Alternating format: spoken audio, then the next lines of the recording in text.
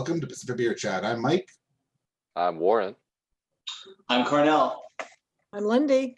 And I'm Dave.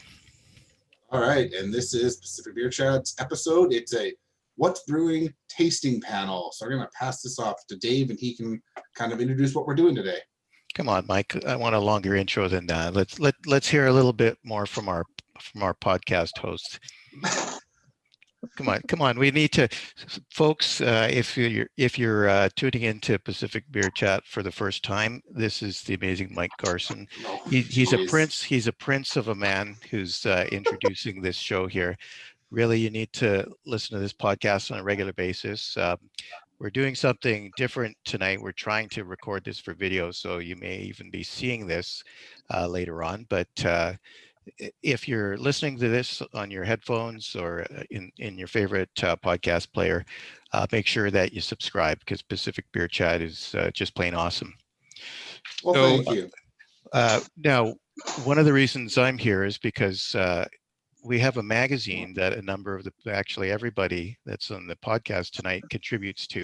So here's the magazine. It's called What's Brewing. So this thing's been around for quite a while.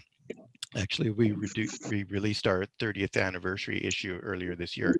In the fall issue of What's Brewing, you'll see that the cover features a few people that are associated with Pacific Beer Chat, including Mike Garson himself. And then we've got Carnell, who's on right now, as well as Mike Ansley. He's on the cover here. And these people are on the cover because these are BC craft beer bloggers. And so they're not just, these are multi-talented people. They're not just podcasters. They have blogs, they have Instagram. The other thing that they do is that they participate in something that we call the What's Brewing tasting panel. So in the middle of the magazine, you can see this right here is the tasting panel. And the tasting panel is a quarterly kind of an initiative that we do to check out BC beers, review 6 at a time, and we thank Jack's Liquor Store for being our sponsor that provides them for us. And you get this this set of people here, these same bloggers here. We've got Lundy, Warren, and Carnell serving in the tasting panel in the current issue, which is fall, this past issue that I'm holding, which is fall 2020. By the time that you hear this, we will just have released our winter 2020 issue. The fall 2020 issue was about session beers, and the winter one is going to be about dessert beers. Now, before we get into these dessert beers, which are going to be, this is a pretty tantalizing type of a vertical that we've got going on tonight.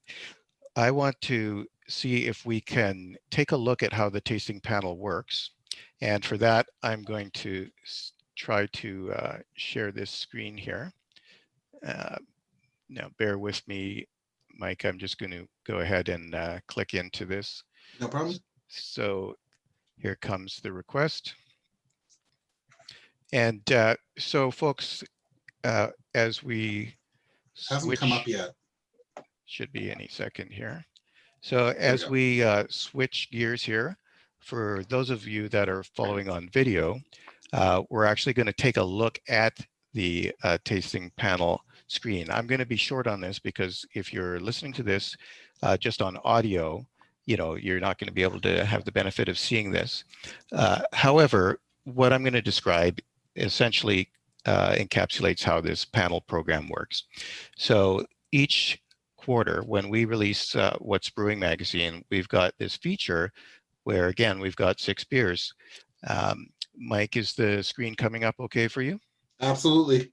Perfect. So in here, we can see the 6 beers for tonight. I'm going to name them. So it's going to be Bad Tattoo Peanut Butter Chocolate Porter, Moody Lusty Chocolate Stout, Old Yale Salted Caramel Porter, Parallel 49 Salty Scot, Twin Sails Cookie Jar, and Vancouver Island Brewing Nanaimo Bar Porter. And for that, we have to thank Lundy Dale, who works with Randy at Jack's to source out and decide what beers that we're having. So thank you very much, Lundy, for coming up with this dessert beer lineup. No worries. It was Thanks, fun. Lundy.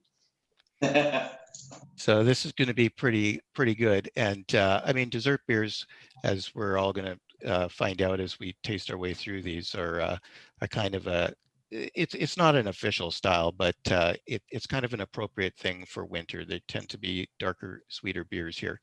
So what I'm going to show again on the screen, but you can imagine this if you're just listening on the podcast, is that the way that we review these beers, it breaks down into essentially 4 components of the review. We've got the appearance of the beers, what it looks like at first pour, things like the color, the kind of head that builds up, so head size and texture.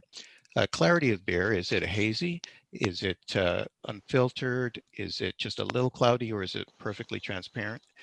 And we scored the beer on what we think the appearance, how much the appearance pleases us, and we give a let's say a smaller portion of the total score for appearance. It's a weighted system, and so what we're doing is we're saying, hey, appearance matters, but it's a smaller portion of the score than, let's say, the next component, which is aroma. Aroma, we're talking about, how does this smell? What are the notes that we're detecting? In these kinds of beers we're going to be having, it might be coffee, chocolate, roasty flavors, things like that. And so we give a score up to maximum of 6 points, whereas appearance was 3 points. Then we have palate and mouthfeel, where we're going to give up to 4 points. Sorry, palate and mouthfeel is actually 3 points again. And then we're going to be talking in this component, we're talking about things like how full-bodied is this beer? Is it thinner? Is it creamy? Is it juicy? Are there palate sensations like it's tart? It's astringent? Is it vinous? And peppery. If it's a highly alcoholic beer, it might come across as peppery.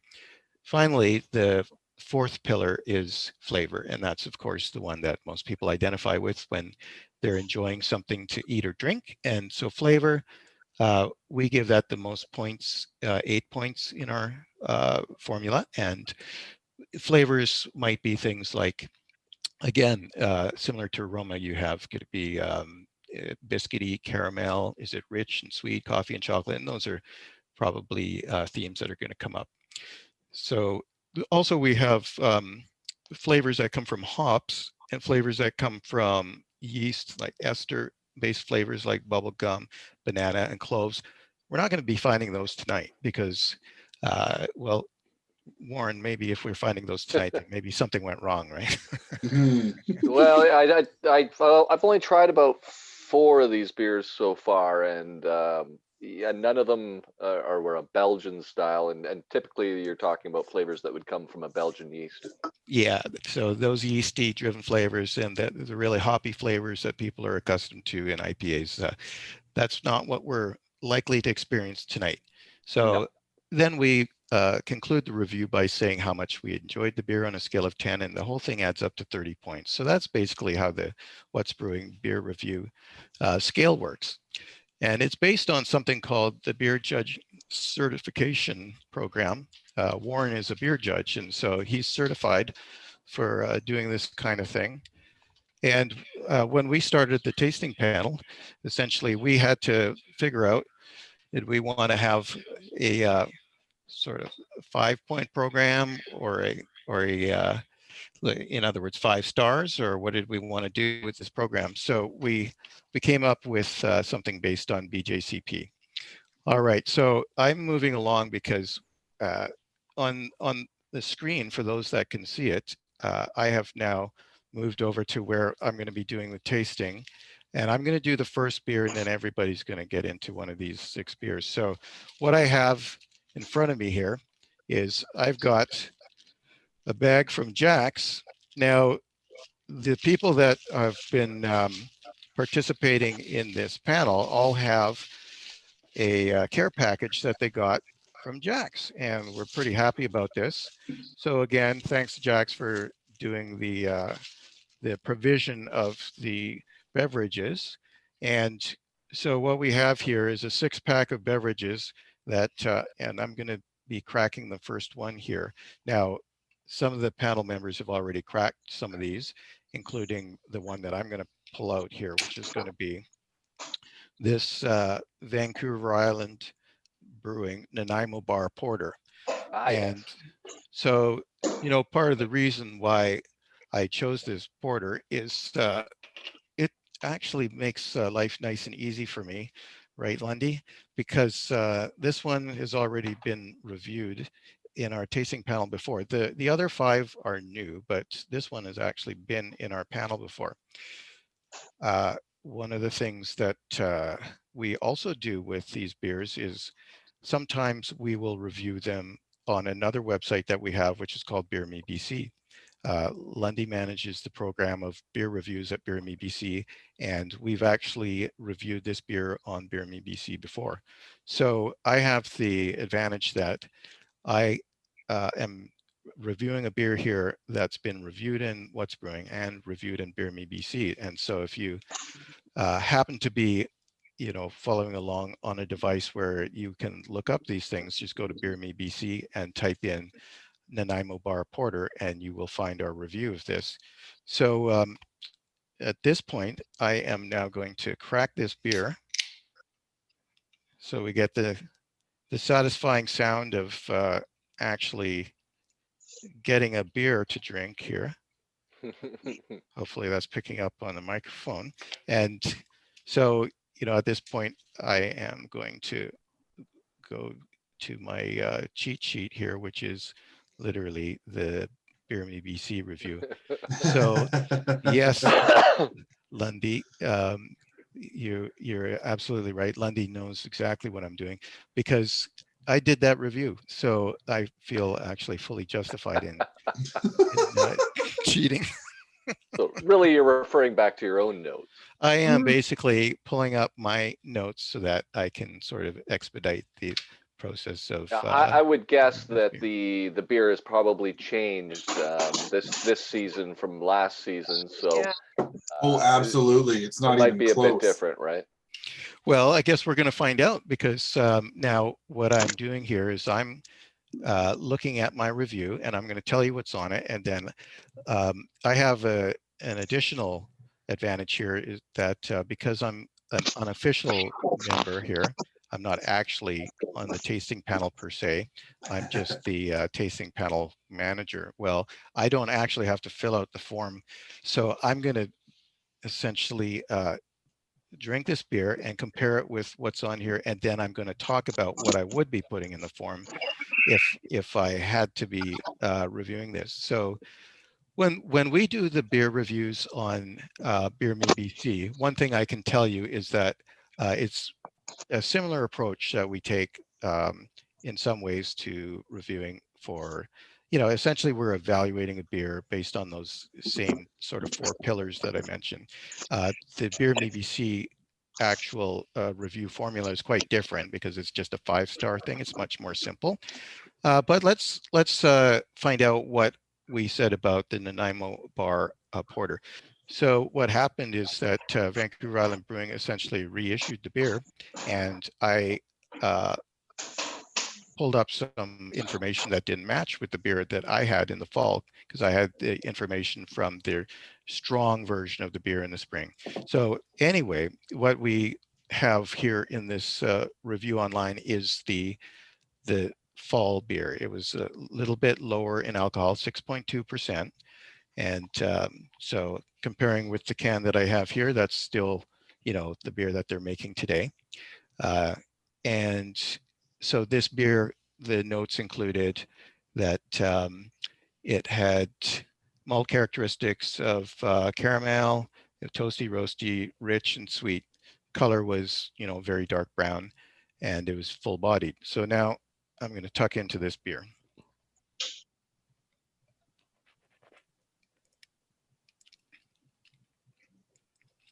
Okay, so it's mostly what I expect. I mean, this is, to me, on first sip, is probably,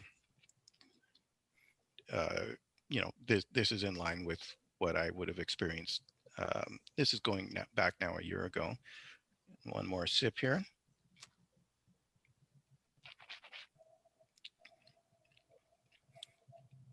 Yeah, absolutely. Like you get distinct, I'm getting distinct, roasty, even slightly toasty flavors here. Definitely, sort of the caramels. This is it has a decent body. It's not like this is the sort of heaviest porter that you'll have, but the body is decent. Now, at this point, I should ask: is there anybody else that saved a can of this beer, and that's going to be opening it along with me here? I Or actually opened it yesterday. Yeah, And so you guys, you have your notes about it, right? Yeah, I do. Yeah. But what I remember about this one is it was very roast and very chocolate up front, and the coconut and vanilla were tucked behind it. It kind of took a little work to find those other coconut and vanilla notes because the roast and the chocolate was so up front. Right. And I also found it finished a little on the bitter side. There's quite a bit of hops in there to help balance out the sweet malts. I found that to be the same thing, but I found from what I remember, the first two versions that I've tried of this, they seem to be more bitter. And I felt this was a bit of a step back, a little bit, Wow. just a slight bit less hops. Because if you're going to call it a Nanaimo bar porter, it should be on the sweeter side. Like you're aiming for that dessert. So I still find it kind of weird. They're still putting in quite a bit of hops. You think they, with the name of this beer, you think they would aim towards the sweet side of the balance. Well, that was the thing that pulling there. That was the thing about this beer that I think most people online as well. When I saw, you do see people talking about the beer online, and the number one thing they say is, where's the Nanaimo bar? And so, I mean, I'll tell you that even though I like what we're essentially calling dessert beers here, put it this way, I like darker, heavier, wintry beers, the porters and stouts. I'm a malt forward drinker. I'm not a hop head first. I'm looking at Warren right now, who's got a reputation for being a hop lover. I'm a malt lover.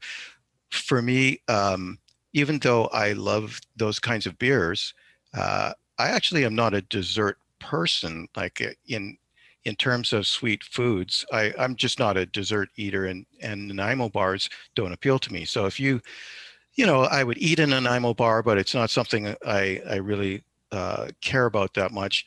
However, just like with chocolate, the same thing. If you offer me chocolate, I'm like, okay. But in beer, I love it. Same with coffee. Anything to do with coffee and beer, I love it, even though I don't drink coffee. All those flavors in beer, I would love to experience in a rich beer like this. But despite the fact it's called Nanaimo bar, it does not taste like Nanaimo bar. So it's not a case of false advertising per se. It's more building an expectation that this beer doesn't actually meet just because somebody's going to be looking for marshmallow and it's just very subtle. Very subtle. Yeah, I find I'm kind of like you too, Dave. I don't drink coffee either, but I love those flavors. I love dessert flavors in beer. I'm not a dessert person either. But I almost wish they did kind of what like Twin Sails did recently with their Gold Foil, which is an anniversary release. And it's a huge beer, but it's a Ferrero Rocher beer. And it literally tastes like Ferrero Rocher, maybe a little sweeter even, because it's 14.3% alcohol or whatever. But when they said it was going to taste like that, it really, really tasted like that. And I kind of wish they went that way with this beer. It's still a good beer. It's still tasty. And this is the best version they've made so far, in my opinion. Are you talking about, because I wish that I had reviewed the original one, and it was a higher ABV, so that would have been sort of the better one. To be honest, I'm not trying to dissuade anybody from picking up this beer. I think to be honest, we gave it a good score. So I should say what the score was. In Beer Me BC, it got what I consider to be a good score. It's a 4.2. We don't give out 4.2 unless we consider that an enjoyable beer. Yeah. But I guess what I'm saying is that the original heavier version probably would have been the bomb. So no, actually, I like I said, I prefer this version to all three versions myself. All right. I don't know. I unfortunately didn't have it. So I guess we'll go with that. Now, at this point, I think, I should be passing the baton along pretty soon here. to Warren to do his beer. But so I'll just wrap up by saying you can see our review of this beer in Beer Me BC, but also in a previous tasting panel. And so the time that we reviewed it, I'm just going to touch on that because we had done a review where it was a spotlight on porter. So this is when we did the porters, this was actually an anomaly because it was meant to be, it's not a straight porter. So all of the other ones we did were a little bit more conventional. So I'm glad that Lundy, that we were able to pull this one into the collection that we have here, because all of the beers that we're doing tonight are sort of in a sense one-offs and specialty items, and as opposed to just a sort of straight porter or stout. All right, so on that note, I think I'm happy to move along if Warren would like to take the baton. All righty. So the next beer up is the Moody Lusty Chocolate Stout. I was actually quite surprised with the label on this one. It's not what I would normally see out of Moody. It actually reminds me more of some of the other Haze Boy breweries downtown or something like that. Or with even Powell Street. Graphic pattern and stuff. Yeah, or Powell. There's a lot of breweries doing this kind of graphic. But I got to say, out of all the cans we have this week, I really like this label. It's quite nice. The one thing I really liked about it was the barcode in the M for Moody Ales. I thought that was kind of cool too. But out of the beers I've tried so far, I've tried 4 of the 6. And this one, I mean, it's exactly how you'd expect it to look. It's, really dark and opaque. You would call this really deep brown or even black, off-white tan head. And all the aromas were chocolate and roast and that kind of thing. The one thing I noticed about this beer compared to some of the other ones in this category or in this collection this week, this one seemed to be a little more subdued with the bitterness that you get from the dark roasted malts. This was a little more soft. It doesn't have like the harsh bitterness from the dark deep roast. And it was also a little easier on the hops. I found this one to be very, very balanced. It didn't go to the bitter side or the sweet side. It was right down the middle. So out of the 4 I've tried so far, I think this way might be my favorite of the 4 so far. And yeah, this is really nice stuff. Yeah. Yeah, I'm with you, Warren. I really enjoyed my sample. It's interesting that you say it's not necessarily as in your face as some of the other ones that I've tried today.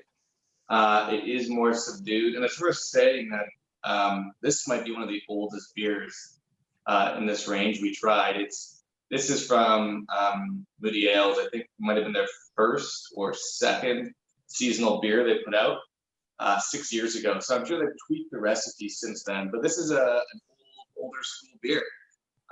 When adding something like cocoa nibs or even chocolate malts, that was sort of like, I don't know. That was an occasion. That was a special beer. But it's probably been for me about 6 years since I tried this beer. And I was kind of blown away by how enjoyable it was, even though it was subdued. Because those things that we're all looking for in any beer, the balance, the mouthfeel, carbonation, those things are all present. And then layered on top of it, you just have those cocoa flavors. And I think it's one that I was really happy I got to try as part of this participant in the tasting panel. So I think it's one I'm going to return to personally. Yeah, well, and you Go ahead, mentioned Warren. carbonation. I just wanted to mention really quickly that I didn't think it was as highly carbonated as some of the other ones tonight too. Yeah. Which means you can drink it nicely without, getting the burps or feeling bloated or anything like that, right? I want to jump on that because I agree. So again, I'm taking advantage of my privilege that I don't actually have to fill out the form on all of these. So you guys, I'm going to drink along for every single one of these. As you noticed, I have them all here. So Warren, I cracked this one. And so, yeah, definitely carbonation seems to be lower. And therefore, mouthfeel is also not quite as dense as I expected. I'd just like to say that, oh, go Lundy, you first, Lundy, go I ahead. thought, thank you, Mike. I thought it was lighter in body than what I remember drinking in the past. Hmm. I mean, I've had it quite a few times, and it was really easy drinking. Yeah, I happen to really be, you know what, when I first got into craft beer, it was mouthfeel was the first sensation that got me into becoming a beer fan, and then learning about, you know, what a good beer, you know, why did I like that beer? It was the body. And yeah, so for me, I hate to say it, but for the enjoyment level goes down just a hair when it's something, no matter how well crafted. I like something that's a bit richer, and it's got that sort of more dense mouthfeel. I'm a sucker for that. So although this is well made, yeah, I agree with Lundy. Body's a bit lighter. Although I find for the three that I've tasted so far, this is the one that, for me at least, seemed to edge towards the dessert beer a little more. It had a little more sweetness. It, you know, it wasn't as bitter. It had a little more of that chocolatey and richness to it. Yes, it was a little bit thinner, but I found that it had a little more of that dessert thing going on. I think it Personally, was just a really good classic stout. I mean, a good chocolate stout versus some of everything else that we're adding sea salt and caramel and coconut. Yeah. So there's so many other flavors going on where this is just chocolate. Yeah, but it's just chocolate done well, though, I find. Yeah. absolutely. So Warren, anything else that you want to single out about this? I guess you'll be reviewing it later on. What's your Yeah, take? the only other thing I would bring up about this would be the percentage. It's only 5.8. They still call it a strong beer, but it's only 5.8%. So I think some of the other ones we're having tonight are in the 6% range for the most part. So yeah, it's just a little bit on the lighter side alcohol wise. So you know, if you're planning on having a couple, this might be your go-to. Yeah, Isn't there some kind of weird law about any beer that's like over 5.5% or something is considered a strong beer or something? I believe so. Or the Yeah. BC government has to be, I think, 5.6. And up. Yeah. 5.6. Okay, that was my question, because damn, right, Carnell, when you read strong beer and then you're like 5.8 strong, what the hell is that? Yeah. What's this bullshit? Well, yeah, and it's funny. You know, we've all heard the old wives' tale, for lack of a better term, that Canadian beer is so strong. Right. But I'll never forget when I was young and I was in Australia and someone said, "Do you want a beer?" And they said, "Do you want, you know, normal or light beer?" And I said, "I'll take a light beer, you know, it's the middle of the day." And it was 2.7%. Oh, So, you know, maybe I think our beers here, especially in the last few years, have become more and more alcoholic, or just by what's become popular has become the more alcoholic styles. And I think thinking back on the Lusty chocolate stout from Moody, right? That is a 6-year-old beer at this point. And those original stouts were lower in ABV, 6, 10, 20, you know, traditionally they're lower ABV beers. I always laugh at that. Everyone thinks American beer is light and stuff. Yeah, their macro beer is, but I mean, I've had Sam Adams Utopias. It was 28 or 29% alcohol. Like, Yeah, that's okay. So if 5.6% is strong, then what's that, right? that's yeah. I mean, like I said, I had a 14.3% alcohol Imperial Stout from Twin Sales recently, so That's the extreme. it was wonderful. You need your distilling license though for that. Yes, you do. Yeah. For some, because it's not. And anyways. And the taxing is different. Anything over 12% is different tax bracket. Yep. That's why it's $9 a can. All right, what's next on the docket? that tattoo. Ooh. So Lundy, what city are you in? Tell us where you're. I'm in Penticton. Oh, Just down the street Beautiful from that. snowy Out of that Penticton. tattoo.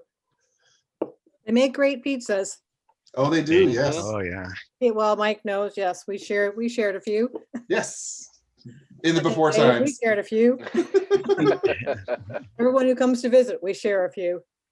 Yeah. Yeah, so this is year 2 for their peanut butter chocolate stout. Last year it was kind of a one-off. They decided just to have fun with it. It was so popular, they sold out right away. So this year, I think they're actually making 3 batches. Wow. Wow. So it's really, I don't go for sweet like you Warren. I'm a hophead. But this beer is amazing. It's that combination of peanut butter and chocolate, which is like a dark bitter chocolate. It just works.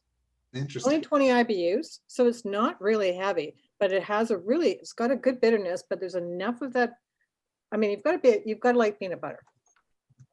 If you do,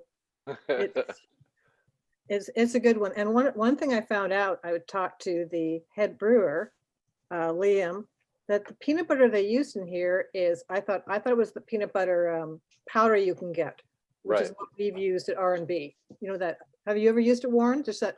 I haven't used it, but I know the product, Yeah. and generally it's used because it doesn't have as much oil in it, and Right. oil kills head retention, right? But what they use is the Amaretti peanut essence. Oh, It's that whole line from back east, and it's I mean, they specialize in distilling and brewery products. So they've come out with a peanut butter version. But the really cool thing with that is that it isn't peanut butter, which means people who have allergies to peanut butter or peanuts can actually drink this. Oh, really? So there's no actual peanut in it, is there? No, but Great. oh, so I you thought don't for need to have sure your EpiPen. it's quite it's for peanut butter. I was really? That's impressive. That is really cool. Wow. So what are your thoughts on it, Lundy? I like it, and I didn't think I would. So because I don't like sweet. As I said, there's enough of the dark chocolate that's bitter. It's got a strong bitterness in the back end. And the peanut butter comes across as being nutty and creamy. And it just works. The 2 flavors just seem to work really well. I taste them both, which is what I like. If you're going to say peanut butter chocolate, I want to taste them. Yeah.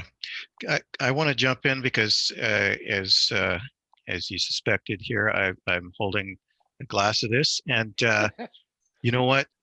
The other thing that I get into when it comes to beer, aside from palate, is aroma. And so I have to pour this into probably the right kind of glass to experience aroma. So this glass is helping me funnel this particular beer right up my nose, and it's incredible. So I am so glad that I happened to pick this glass for this one, because this is We can't see your glass, Dave. What do you got there? A tulip or something? Yeah. Yes. So okay. this is actually my personal special glass. It's the Tornado 20th anniversary glass. You had to be there at the Tornado in San Francisco on their 20th anniversary day in 2007. It's Nice. the only time I've ever been to the San Francisco Tornado, and it was the day they were having this, and you got a glass. This is the perfect kind of glass for this. And Lundy, this smells fantastic. Definitely, not only I haven't even tasted it yet, but I already get peanut butter and chocolate and lots of peanut butter. I preferred the aroma on this beer. This aroma was just amazing. And I was hoping that the flavor would be just as powerful. And I didn't find it as powerful as I'd liked. But yeah, the nose is epic. Yeah, the nose is amazing. In that case, I'm just going to keep smelling this beer while you guys talk. Don't get me wrong, it's a good beer. I did like it.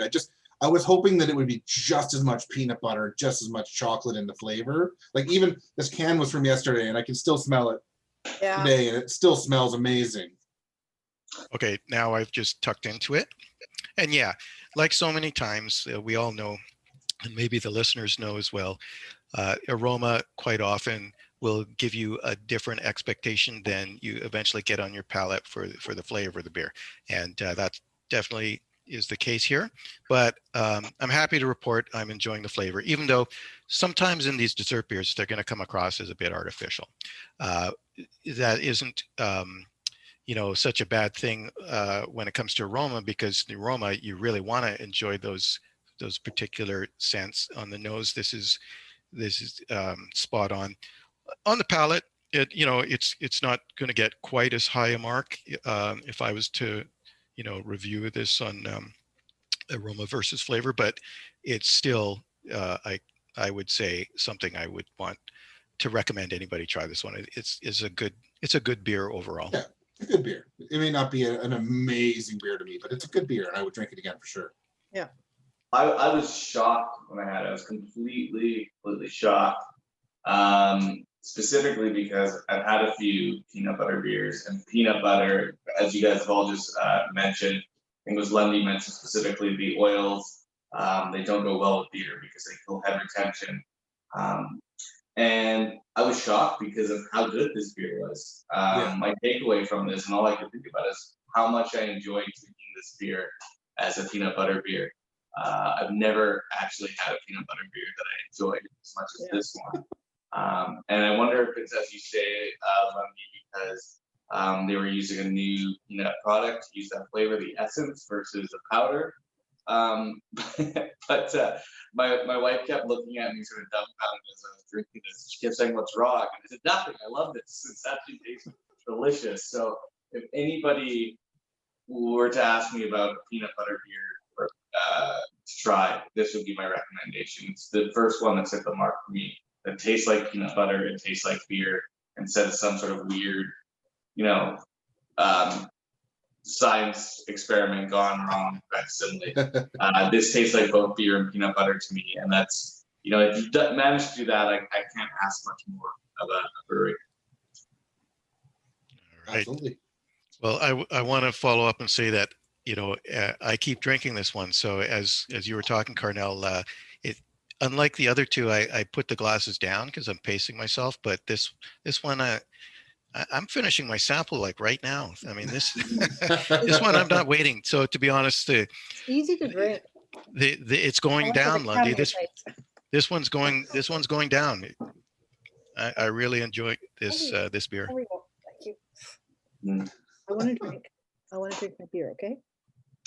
Extra host on the show here. We've got special guests. Very discerning beer drinker.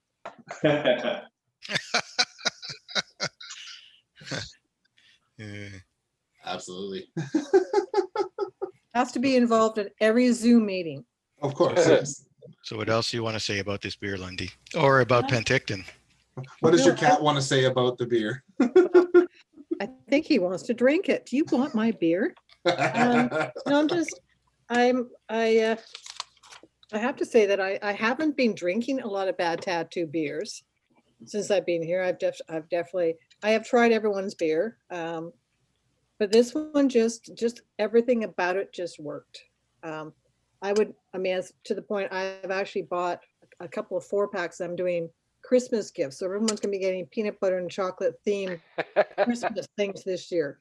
Because I just was very impressed with of how well. It's not too sweet. It's not too bitter.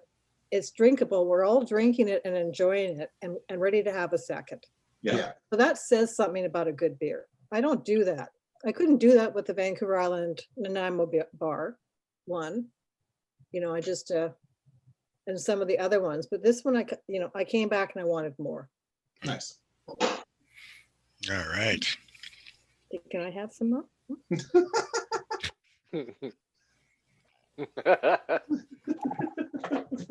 Okay. Well, Carnell, Penticton has got to be my second favorite beer town in all of BC. It's such a cool spot. I know it's been there forever, but I only recently discovered it a couple summers ago. I was just blown It's a beautiful city. It's an actual city, which is so many of our small towns in BC are sort of just places where people live. And Penticton is a small city. It's got a downtown. It's got places to go. It's got places to see. and it's got all these incredible breweries that are just downtown too. And distilleries and cideries and wineries, right? Oh, I feel like I'm just scratching the surface. I've been And a there lake. since my first A time, lake. and I can't wait to go back again next summer. Really cool town. I love Penticton. A lazy river you can drink on. Not legally, Yeah, how is probably, that but legal? Probably I'm not. not complaining. I just don't get it. It's not. It's just not It's not. enforced. but everyone does. Uh, That's just at the beach. It's legal. and it's the original BC brewery boomtown, as far as I understand. Well, I Well, mean, Tin Whistle's been around for over 25 years. Yeah, and So Just they were one of recently the changed first- ownership. yeah, we could do a different history podcast, but yeah, that's great that Penticton has been winning, these awards like Beer Town Canada and so on. Victoria is definitely the original beer town in BC, if you ask me. But Or Penticton How is Sound. great. Tawasin. If you want to really go back Yeah, I would say in terms forward. of Stay there, in, please. in terms of you're talking about Horseshoe Bay, but Yeah. in terms of the actual towns, Penticton is right up there. Now, I just want to, before we move on to Carnell for his beer, I want to ask Carnell this question. So you said Penticton might be your second favorite beer town. Now that means your first is one of these two things that I'm gonna suggest that you might have meant Vancouver, as in especially East Van, but you also might have meant Port Moody, as in Brewers Row. So which of these two? Because they're two separate towns, they're two separate cities. So which of them Absolutely. is your favorite? No, I mean, I think it should be clear to anyone who knows me, my favorite beer town. And I think it not only is the highest per square foot or linear foot brewery space, but my favorite beer town is Port Moody, where I live. I love Port Moody, but the incredible diversity of breweries that all bring something a little bit different in such a short space.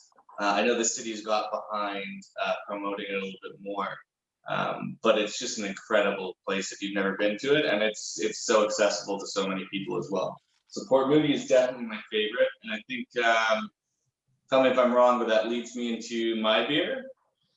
Yeah. Yep. Yeah. And Right, so it wasn't an accident, Carnell. it was. I'm guessing it's this one that I'm going to crack open too. Lusty. All right. So yeah, I just practiced as we were sitting here. I realized when you guys are speaking so eloquently about your own beers, that maybe I should have opened this and sat and drank. So I quickly cracked it. But this is fresh. I've just cracked it. I actually just poured it.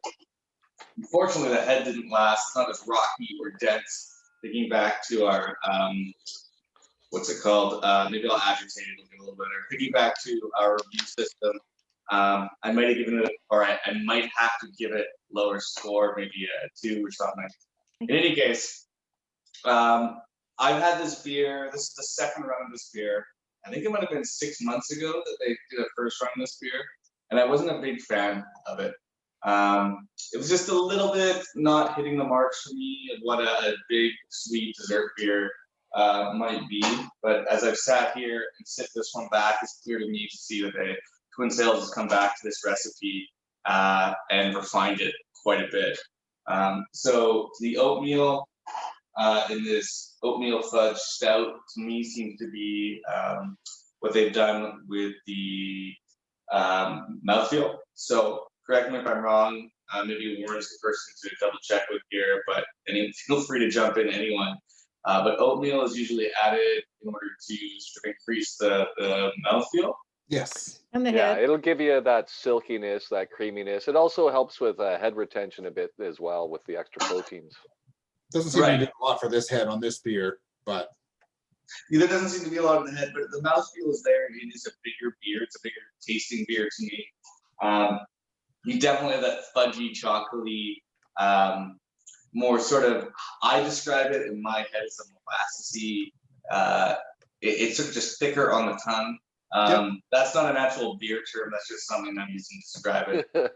And then you do have that sea salt aspect that sort of rounds it all out. Rather than using the hops, I find that the salt here is sort of balancing this beer a little bit more. So overall, I think it's a way better version of this beer than the one that was previously produced. And that's something, living in Port Moody, that I really come to appreciate about Twin Sails, is their sort of, they're always reaching for the next quality bar, and they don't always reach it, nor does any brewery always reach the quality that they're shooting for. But it's really cool to see them come back and really refine this beer, take it to the next level. So I feel and I taste all those bits of oatmeal, fudge, and the sea salt in there. And I'm much more impressed with this beer than it was the first time around I had it. I think the only thing I would say is that like the flavor is great, but at least on my glass, the aroma seems really mild. Yeah, you're right. The aroma is very subdued. Almost non-existent. Like, I don't know what it is. For all the flavor in this beer, there should be more aroma. It's weird. Yeah, I'm not getting a lot myself, but The one thing I found about this beer that I really enjoyed was the saltiness.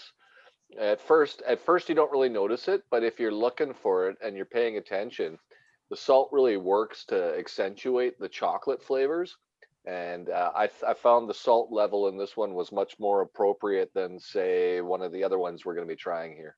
well, before I tasted it, I was trying to figure out what was going on with the aroma, but that kind of ties in with what I'm getting on the nose, because there's something that's sort of different going on that maybe has something that ties in with the saltiness you're talking about. I don't mind the flavor.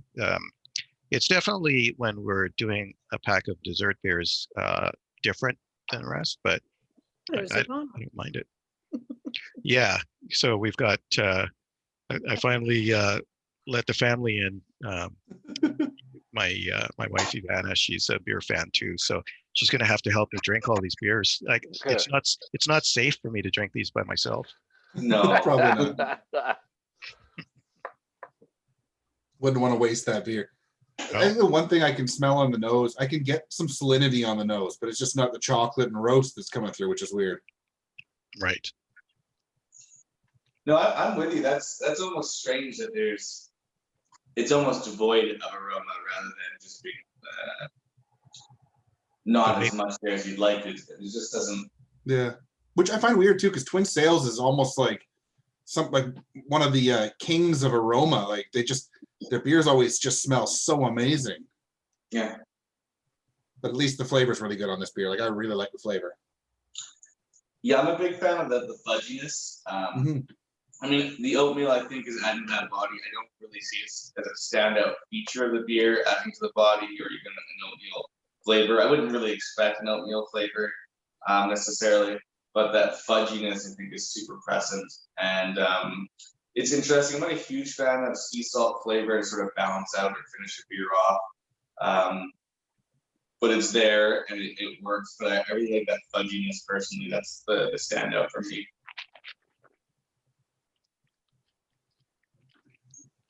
Well, on the palate, flavor aside, yeah, it's kind of, in a sense, back to what we were saying about the Moody, where it's not a dense beer. It's not a rich mouthfeel experience, but there's always going to be a beer every time we do 6 that's going to be an outlier. And as I was saying, the Nanaimo bar was the outlier when we did porters before. And I'm suspecting this one's going to be the outlier for me in this pack, because I consider this like a reasonably sophisticated beer that just maybe not sure I would call it a dessert beer per se. Notwithstanding, dessert beer is not a style, right? It's just a kind of a loose category.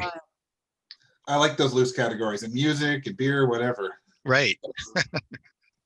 Yeah, I think that's a really great way to describe it. I don't think I don't know, if I was trying beers with some friends or someone, we were going to finish the night off with something sweet, this wouldn't be my recommendation either.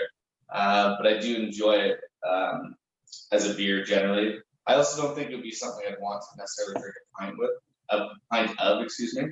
I probably want to split it with a friend or have a taster, and then I think that would be what I need any given time. I'm thinking we need to try pairing this with an oatmeal chocolate chip cookie. What's that? Is it Tacofino? Is it that had that Diablo cookie or whatever? Like a Oh, yeah, the spicy super chocolate cookie? Yeah. That might go well with this. Absolutely.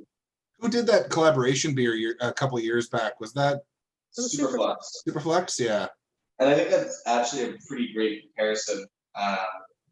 And it's funny because when I had that beer, I had a similar reaction to what we were having here. You know, when you see those words on a can, cookie, fudge, and chocolate, and you're just sort of expecting to have your mind blown, and then you have those flavors present, and you're like, oh, this is good. I'm into it, but it's not necessarily that mind blowing. That one also had spices too. Yeah. Well, that one. That's habanero or whatever. Yeah. Yeah. But yeah, it's an interesting beer. I think they've come back, and I think they've been able to refine it slightly. And I wouldn't be surprised to see them refine this recipe again in another 6 months or so. I could see that happening. Yeah. I mean, it's worth revisiting for sure.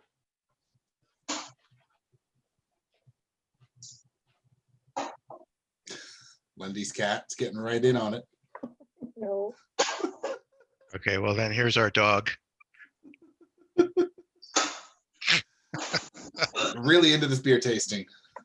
So through the magic technology, Mike Ansley, the beer raider, is still joining us, but he is busy tonight. So he's pre-recorded his little tasting. I'm going to crack the same beer here. I don't know. Is anyone else going to crack along? What do you think? Well, Dave, for sure. I love the term cracking. Well, wait, it does sound like cracking, because listen, see? Yeah. All right. Well, I'll press play on Mike's little tasting here, and then we can talk about it between us. Okay. Hey guys, I am up with my beer to review. Some of you have probably had it. I know I have had it, but not for a long while. It's the Himalayan Salted Caramel Porter from Old Yale Brewing out in Chilliwack. And it's a bit of a trek out there, but they do have a fun little spot to visit. Yeah, I'm just going to crack into it. I probably should have done this before to know a little bit more about the taste, but I thought it'd be fun for you to see my process in tasting a beer. Put it in a vessel. As I've stated before, doesn't matter what vessel. If you have a shoe, and that's the best you can do, what you do. But as you can see, the color is very dark. And when it comes down to color on the thing, I'm going to say it's black. That's about as black as you... Look at that.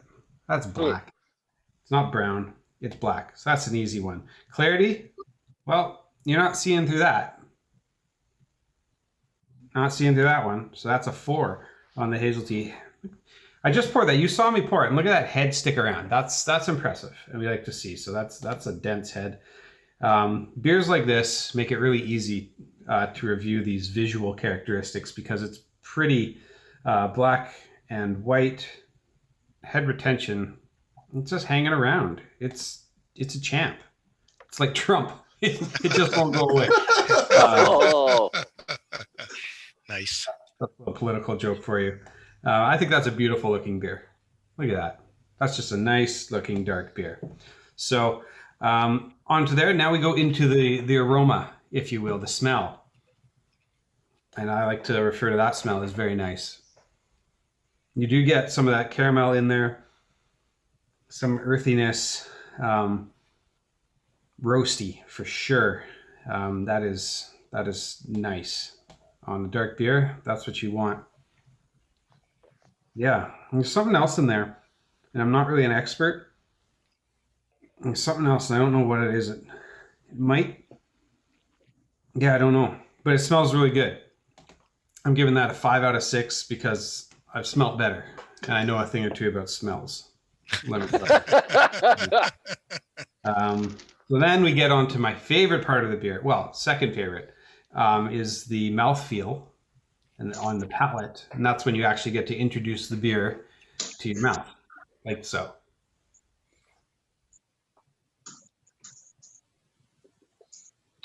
And that's just, it feels good when it's in your mouth. It's at least 30% better as soon as it's in your mouth. It's not super heavy, so you could make a session of this, except it's 6%, so it probably wouldn't be a very long session. But I mean, it's got this like creaminess, a little bit, not super heavy. I dig it. Carbonation is not, it's a little higher than you have on a darker beer normally, or that I like, but it doesn't take away from it. I think that's a really, really drinkable beer. It's more lively. It is. It's more lively. I'll go like that. But He's right, folks. Yeah, I agree too. yeah, in terms of the palate, it feels really good in the mouth. I'm giving it a 2 out of 3. Carnell. Because I think it's kind of in the middle of like a lighter beer versus a darker beer. I just think it could find its way or be more defined in what it's actually doing, but that's my opinion. Beer's subjective, right? Now we get into the taste. Caramel, definitely. Rich and sweet, definitely. Coffee or chocolate, yeah, I mean, totes. A bit roasty, bit smoky. Yeah. Yeah, a little bit. Yeah, it's got all the stuff of a nice dark beer, but it's got a little bit of sweetness in it. I'm pretty sure it's the lactose that they use in there just to lighten up the flavor. Not a lot of hop to it, which is normal. I think they actually put it on here. Yes, they use Magnum. 2 out of 5 potential hops, so it's on the lower side of hops, but you'll find that in darker beer. That's normal. That's normal. It's okay. I'm not worried about it. Don't worry about it. I'm not worried.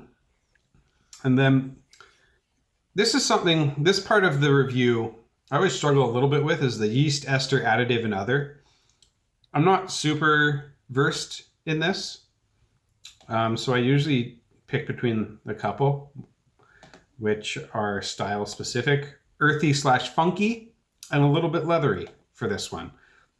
I think that's right. I'm not a cicerone and I'm not an expert in it, but that's what I think.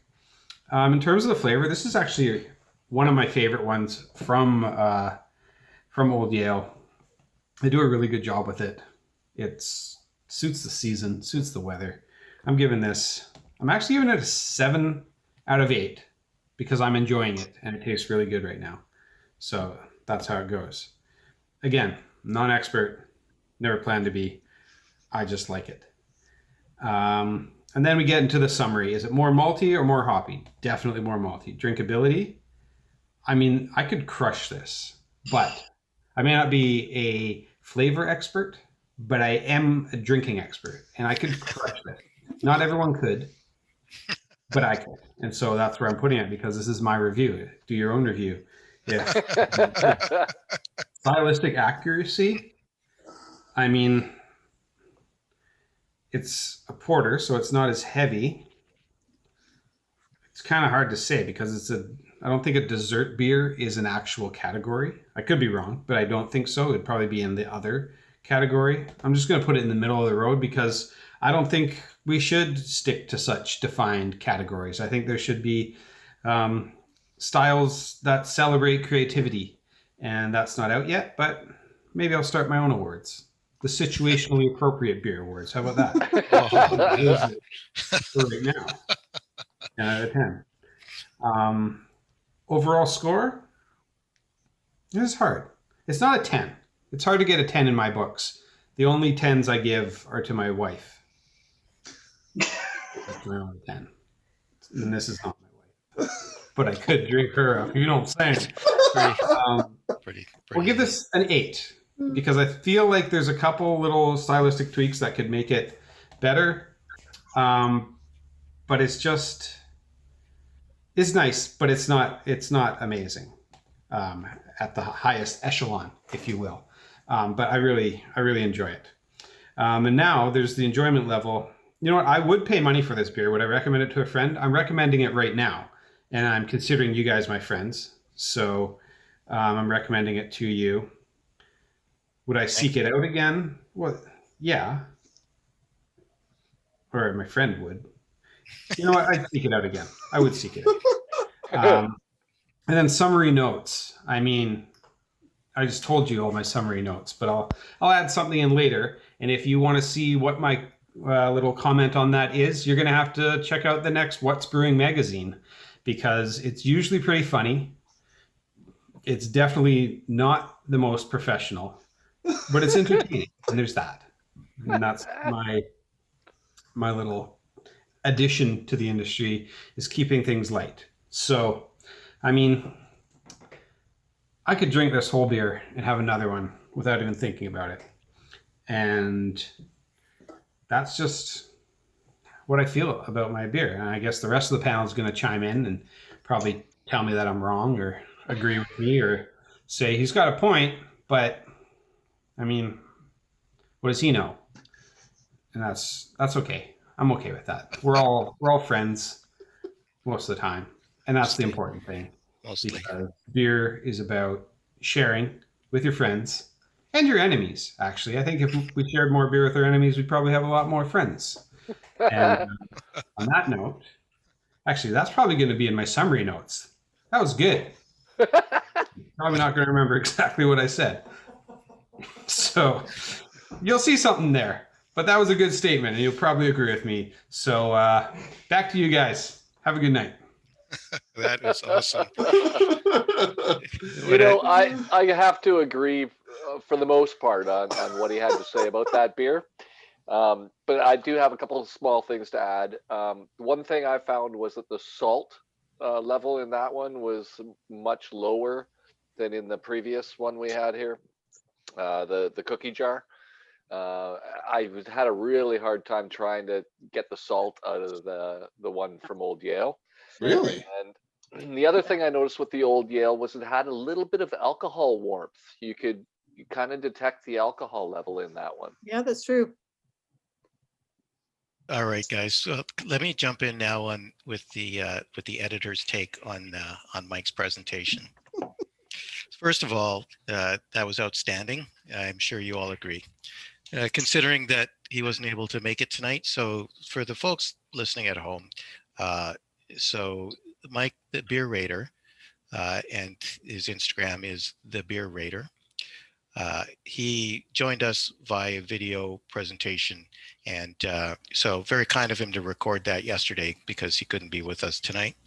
But not only was that funny and entertaining, and Mike's absolutely correct, I use him in the tasting panel in the magazine as an anchor, meaning that he's one of those people that's got something funny to say.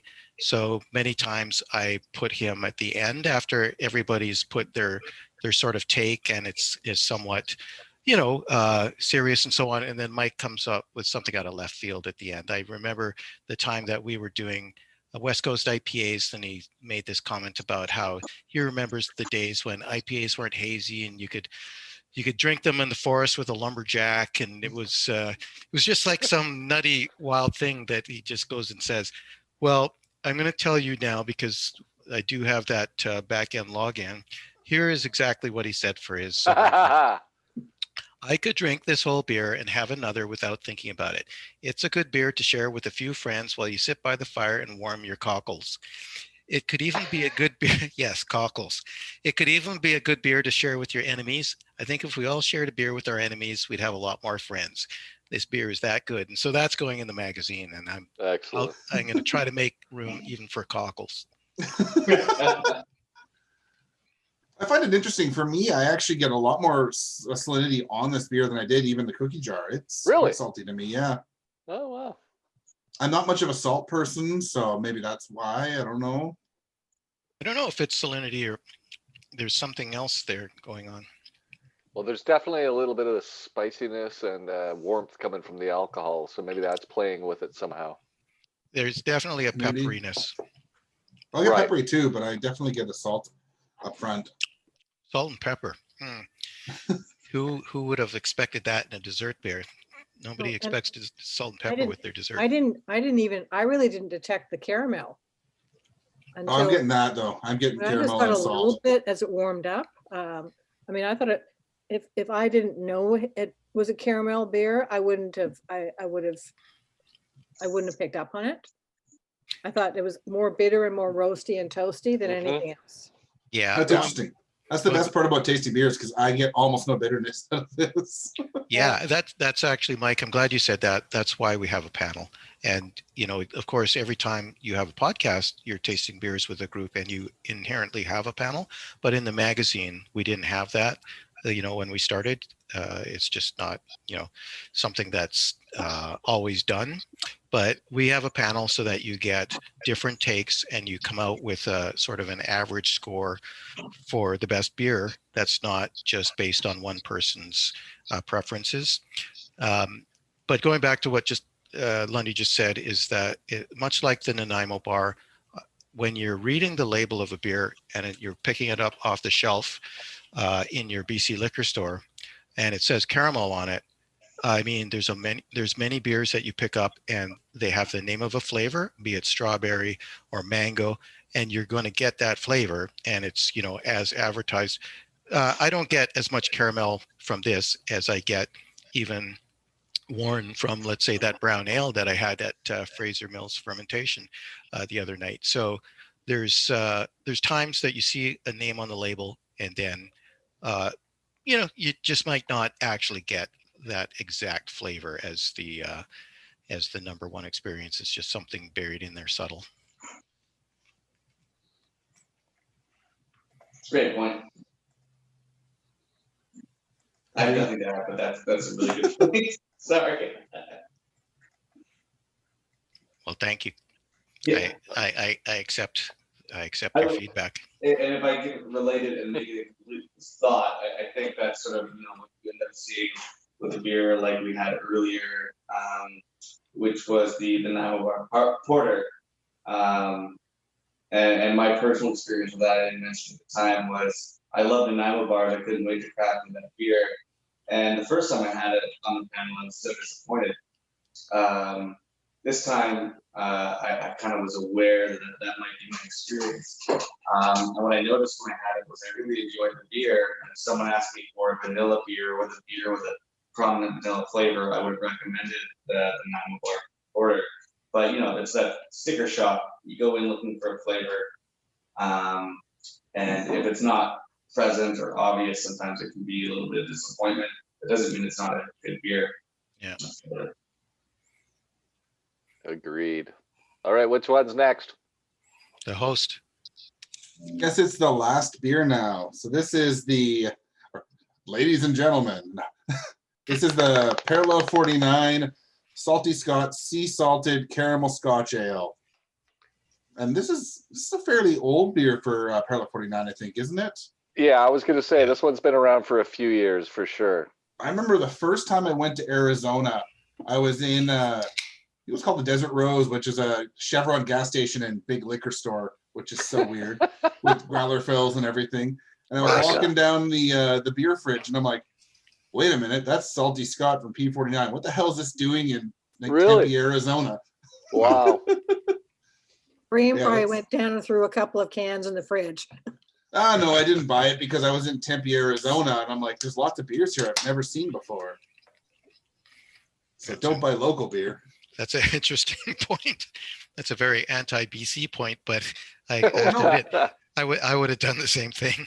No, it's not an anti-beer BC thing. It's you're on holidays. Why the hell would you drink beer you can get at home when you could get all these crazy new beers you've never heard of from breweries that you found out about at that shelf? Totally with you, but I'm outing you as anti-BC. Wow. If you say so. Oh, geez, I just got to stop this podcast now then, I guess. Jeez. Well, this beer is definitely not as dark as any of the other beers because this one's not a porter or a stout. It's a Scotch ale. So it's got that like deep, like almost what would you say that is? It's kind of got ruby, like a Yeah. deep ruby red. Ruby or Ruby, like yeah. really, really deep, like caramelly color. I don't know. Yeah, if caramel was a color, this would be the color. I mean, it's not caramel like as in a piece of candy. No, yeah. And it's not red. opaque, but you don't see a lot of your fingers through it, at least in my glass. Yeah. It's Yeah. fairly dark. Head sticking around a little bit, not a ton of lacing. But it's a nice looking beer. I'm not a huge Scotch ale fan, so I don't know a lot about this style, what should be expected. Definitely has a nice aroma though. The Scotch ales are typically very malt forward. Yeah, it's definitely malt forward. It's got a sweet nose, which is probably because they boil the hell out of these beers.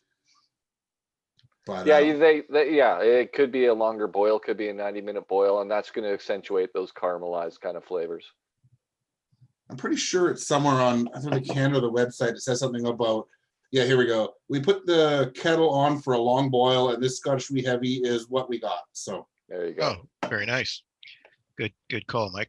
yeah, it's malty, it's sweet.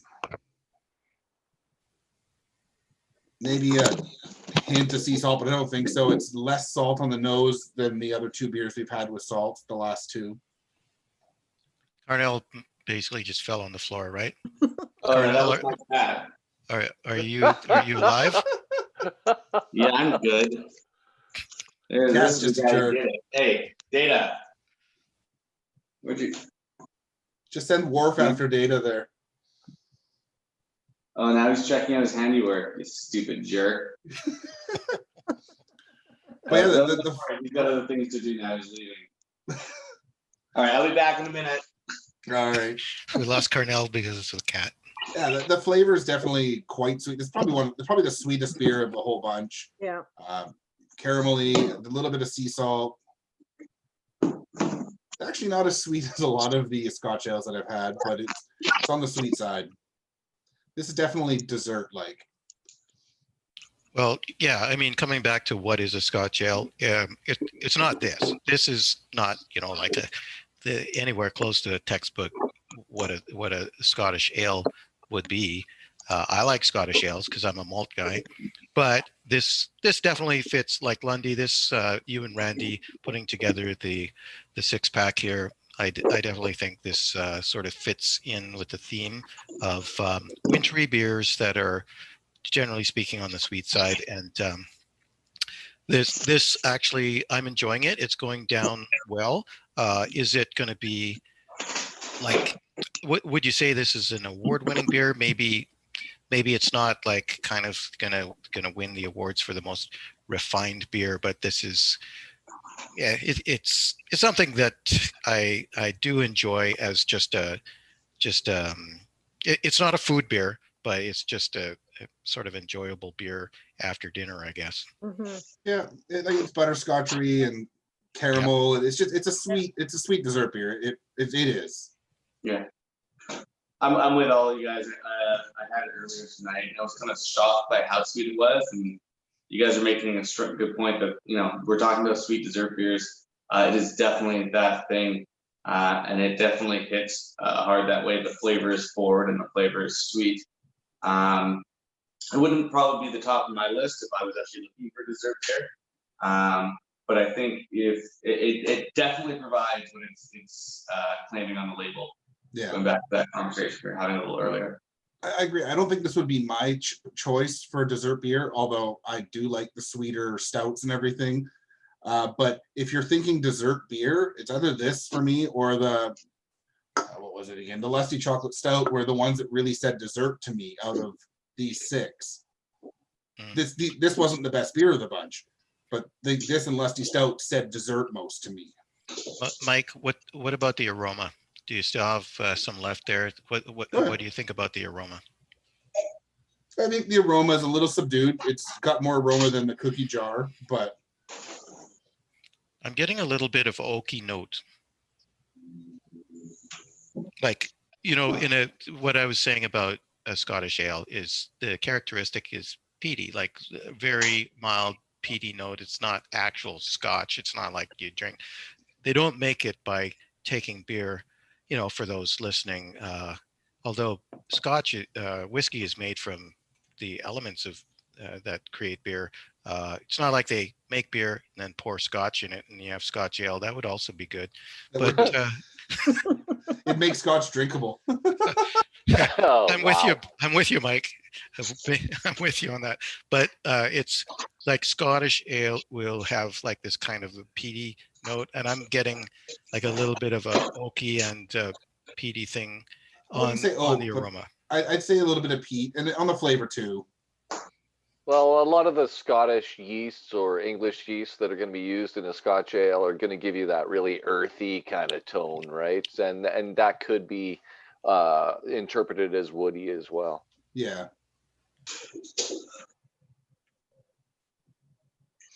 It kind of really reminded me of sea salt, the sea salt toffee. You know, the candied toffee you get sometimes. Hmm. Yeah. Would that be, I can't remember what Werther's tastes like. Or that's More just, like just a caramel, like a isn't it? Or is Lundy talking more about like a saltwater taffy kind of? Yeah, Oh yeah. So you Right get on. that salt and the sweet, right? yeah. There I you don't know go. those candies. Creaminess.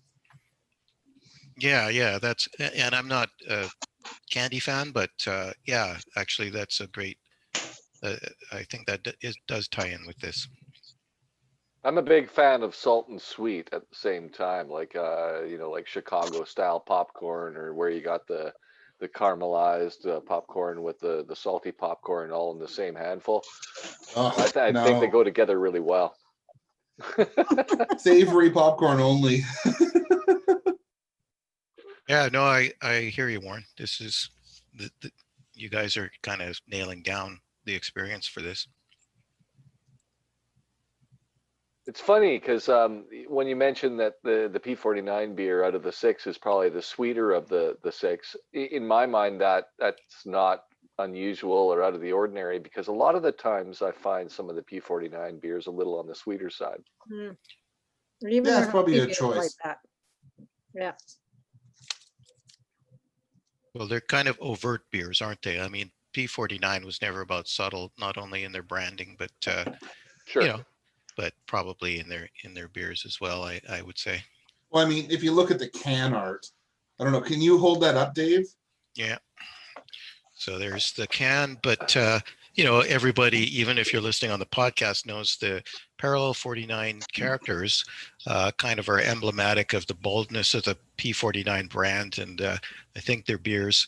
I mean, put it this way: if you had two breweries and one's Four Winds and one's P49, and you use the word subtle, which brewery is probably closer? Not Parallel 49.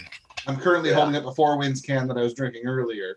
There you Much go. more subtle. Yes. Yeah, branding too. It's funny Yeah. how when a brand ties in, that's called actually putting the whole package together, because the Four Winds brand looks like the Four Winds experience, and the P49 brand looks like what you're getting. It's a bold Synchronicity. it's a bold beer. Absolutely. It's also 7.5%, so it's the highest alcohol of all of them, right? Wow. Nice. More dessert then. Yeah. Isn't like dessert wines and stuff usually a little sweeter, a little higher alcohol? Yeah, they There you usually like 14 sometimes. There you go. So I mean, more this is the dessert. only one, I would serve this one over like really hard vanilla ice cream. It would Nice. make this a really nice, that combination would work really well. What about a float? I was just gonna say that. I love stout floats or porter stouts or porter floats, so I think And this several one of would these would probably work well with that. This would work. Yeah, maybe if it's in the Nanaimo bar, you could actually get that tweaked up and get that actually tasting like a real dessert. What we need is Paul Pine, who's another frequent member of the tasting panel, because he's a cicerone that's like Lundy, that's really reliable for saying what you would eat with something, and the food experience side of things. So yeah, we need Paul Pine here to talk about how to serve this over ice cream like Lundy's. Yeah. There you go. There's the cicerone tie, and must be that side, right, Lundy? That's I miss who we Paul. are. Paul, by the way, you guys now know, is Lundy. Have you seen Paul since he moved to He's my Penticton? neighbor. He's 3 blocks away. Look at that. There's a new brewing district in Penticton, folks, and it's Paul and Lundy's neighborhood. He's moved over to the cannabis world. Ah, Yeah, Yes, he's he has. managing one of the local cannabis stores. very nice. Yeah. Well, then you can pop on one side and drink on the other. There you go.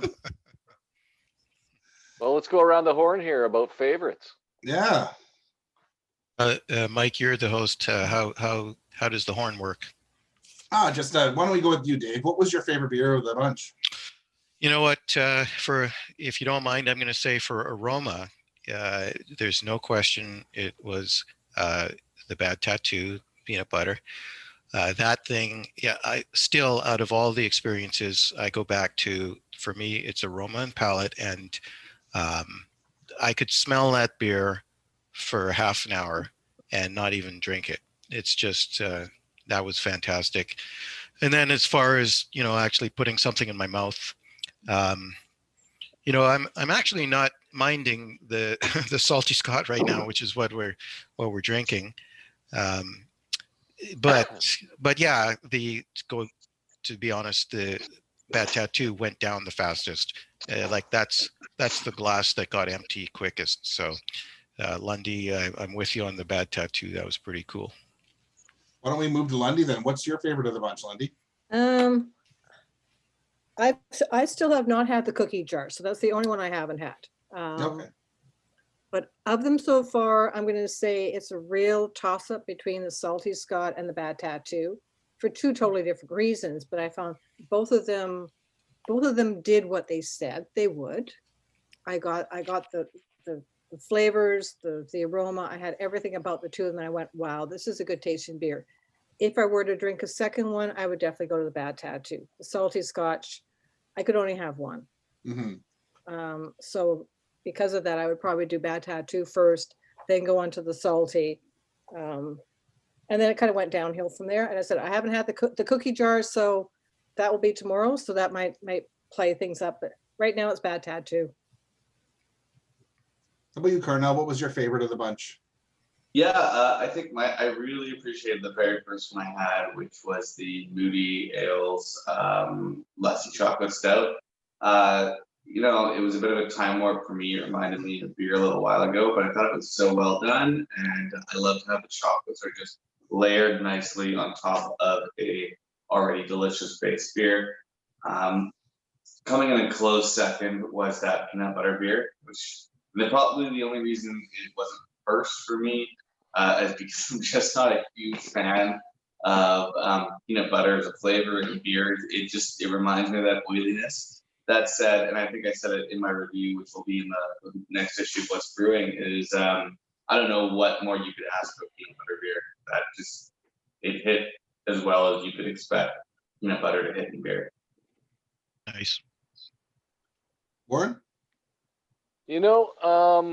I haven't tried the Bad Tattoo yet. And I love peanut butter and chocolate, so it very easily could be my favorite out of the bunch. Tune into the next What's Brewing magazine edition to find out which one scored the highest for me. But right now, out of the 4 of the 6 I've tried, I would have to go with the Moody, the Lusty chocolate stout. I liked that one just because it was so well balanced, and it wasn't there wasn't too much bitterness from the roast. It's a really nice, well-built stout and easy to drink. I really enjoyed that one. I'm gonna probably go the same way as Dave here and say for aroma, no doubt in my mind it was the Bad Tattoo. The peanut butter and chocolate was phenomenal on the nose. It just didn't get there for me for the flavor. I think for the flavor, it's probably going to be between Lusty Chocolate and then the Himalayan Salted Caramel Porter, but I think it's probably Lusty Chocolate. I could probably drink more of that beer, whereas I could probably have 1 can of Himalayan. I could drink multiple Lusty Chocolate Stouts. But I think if you mix the Bad Tattoo and the Lusty Chocolate, you might get exactly what I wanted out of that beer. The big peanut butter aroma, but then the chocolate flavor and the sweetness the Lusty has. but that's not what we're playing right now. Well, I can because I've got some half-empty glasses here, Mike. So you just tell me what you want me to mix. Yeah, 50-50 Lusty and Bad Tattoo. Yeah, let's give it a try. Yeah, with a dash of cookie jar. You could, yeah. Dessert swamp water coming up. Yeah. I guess just to throw it out there, just with no warning, do you have a beer that you really enjoy personally as a dessert beer? Is there something you think of and go, ooh, I'd love that with my dessert or as dessert after dinner? Oh, Rasputin Imperial Stout. Nice. Oh, Rasputin, nice. Yeah, there is no hesitation. That is somebody who knows what she feels. So. Yeah. Oh, God, yeah. I find that one a little too bitter for me. Oh, did you swear, Lundy? Did you I swear? did not. I did not. That was my cat. Oh. Potty mouth cat. You heard that. You heard that. See, look at that face. Yeah. Looks really guilty. Yeah, I What about can't you, Dave? tell. Yeah, for me, what I was going to come back with is style, and actually, like what Lundy just said, because for me, it's just too hard I could tell you every year I have a favorite beer experience, like one that blows my mind, and it's almost always something in that category where it's going to be a Russian Imperial Stout, or it's going to be something of that variety, because those are the rich, the deep, that's what I'm looking for. And if you want just an example of one, in San Diego, when Ivan and I went down there in 2017, and we experienced a Mexican chocolate stout that just absolutely blew my mind. And that is the perfect example of what I would like. If I probably wouldn't get up the next day if I could have all I wanted of that kind of beer. Was that the Stone The Brewing? Chochoveza? Actually, this one was from a place called Beaver. Belching Beaver? Belching Beaver, Mike. Yes, Mike. 10 points. I don't think there's any other beaver brewery out there. So. Belching Beaver was phenomenal. It was a milk, Mexican chocolate milk stout that no, I forgot something. It was the peanut butter Mexican chocolate milk stout. So It wasn't just the milk stout. It wasn't just the Mexican chocolate milk stout. Wow. It was the peanut butter Mexican chocolate. That's a dessert beer. And so, folks, hey, no, listen. Never mind, folks. If you have a brewery in British Columbia and you want to make my day, make a peanut butter Mexican chocolate milk stout. Okay, and Dave, what ABV do they need to be at? I want 9. Okay, yeah, that sounds good to me. And barrel aged. Yeah, oh yeah. Oh yeah. I know. A little bit of bourbon. If Oh God, yeah. Oh. So good. there, you got the answer to the question. What do I want after dinner? But if after dinner starts at 7:00, then and it goes till midnight, then I may not be at work the next day. Okay, so Saturday then. What about you, Carnell? Do you have a perfect dessert beer? I mean, I don't believe in perfection per se. I do believe that in attempting perfection, you can nearly reach perfection. So I don't have a perfect one, and it changes all the time. But I'd always say I don't have a favorite beer. And I realized this year that I do, in fact, have a favorite beer. Ooh. And I will go ahead and say this is filled with bias and good feelings and general nicety. But my favorite beer right now, and it fits the mold as a dessert beer, is another Mexican chocolate beer, Twin Sales Con Leche. Yeah, that's a nice one. Of course, that's a local to me brewery. It's a brewery I used to work for. I love that beer, and I realized I bought 2 or 3 4-packs just this winter since it came out, which is something I never do. I generally buy single beers, or if it's a new release, I'll buy a 4-pack, and I'll usually give a couple to friends and whatnot. So for me to keep returning to this beer it made me realize that it's my favorite beer. And when I see it on tap at a restaurant, I'll often pick it to go with my dinner because I enjoy it, just the rich flavors behind it. So yeah, that's I think my favorite beer right now. It's like I finally committed to something. I don't know. It feels nice. Finally committed to something, Other Benny. than your wife. Benny. I finally committed to something. Yeah.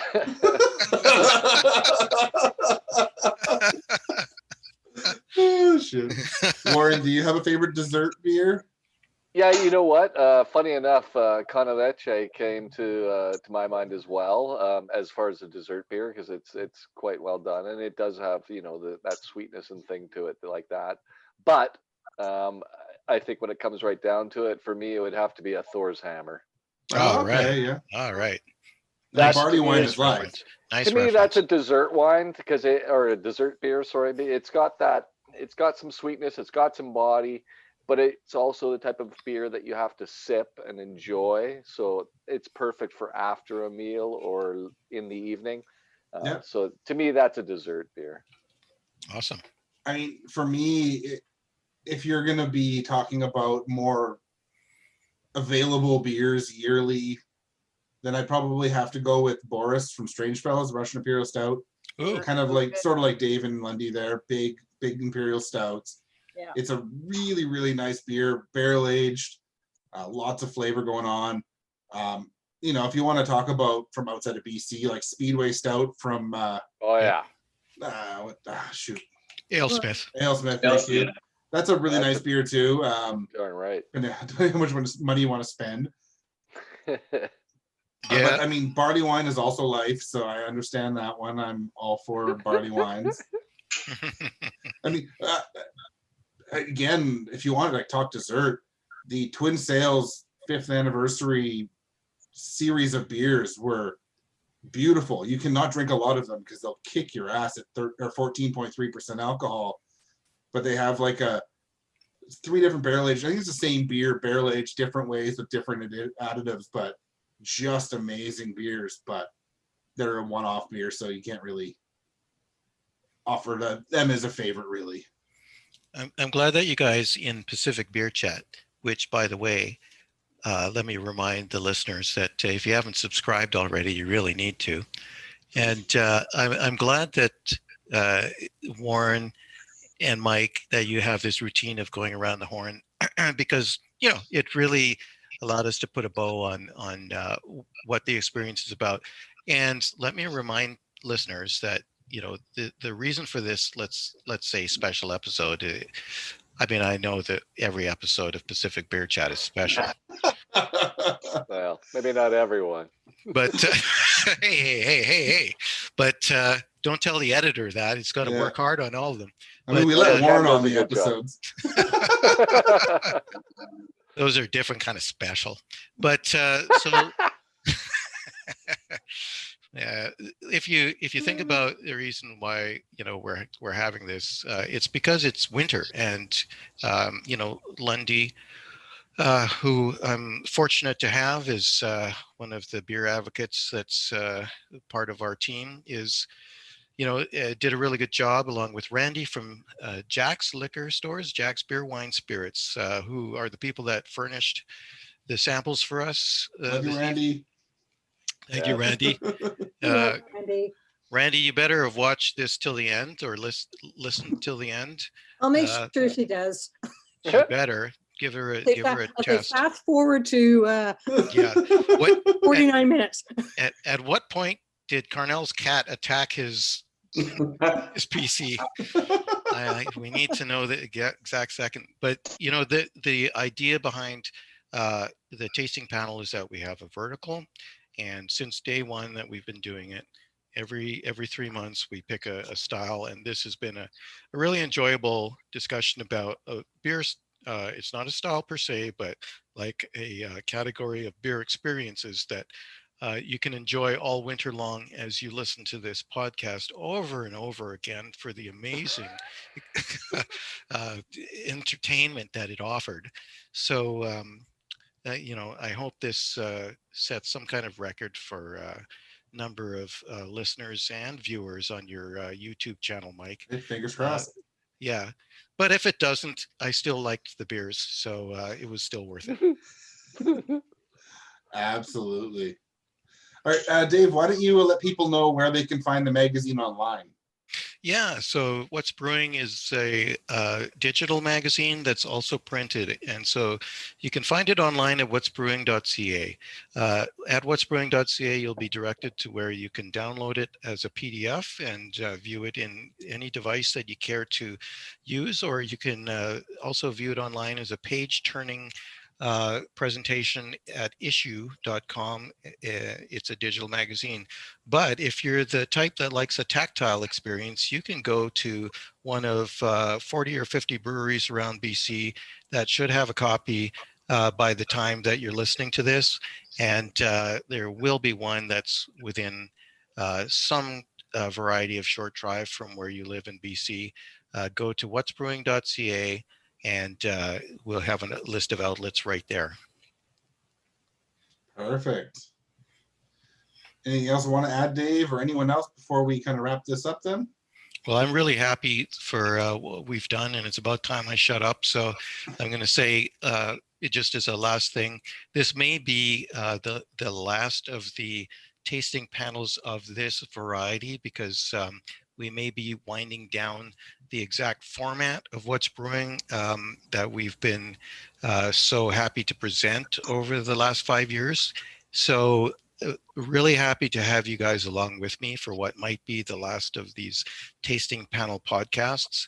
And so this is a collector's episode, folks. Make sure you don't delete it. And if you manage to get a copy of the magazine, hang on to that as well. Thank you, everybody, for being part of What's Brewing. It's been a big part of my life, and I'm really happy to have you guys as part of it too. Just to add to that particular point, if anybody out there is listening to this and they are a craft beer fan and just happen to have some kind of writing skills or editing skills, and they have any interest in working on an actual magazine that comes out on a quarterly basis, please give a little email or some type of social media private message to Dave at What's Brewing Magazine and let him know you're interested. From what I understand, he's looking for somebody to head up the magazine and basically take the reins and take it to new levels. Thank you, Warren. Perfect. Well then, thanks everyone for being here. It's been great. It's great talking to you again, Lundy. It's been a while. Yes. And thanks, Dave, for having us all get together for this. And really quick. Oh yeah, go ahead. Sorry, Mike. Oh. I like to imagine that everything we put out to the internet will one day be studied by moon scientists living on Mars and other planets. And I want to make it clear, as someone who also studied primary resources history, that What's Brewing was something really special. It is something special, I should say. It is something very special. We in Vancouver and BC have definitely punched above our weight in terms of the media that's coming out, and I hope that it will continue to exist in some shape or form. And what's been put out to date has been really incredible. Specifically, was it the 20-year or the 30-year anniversary? 30-year.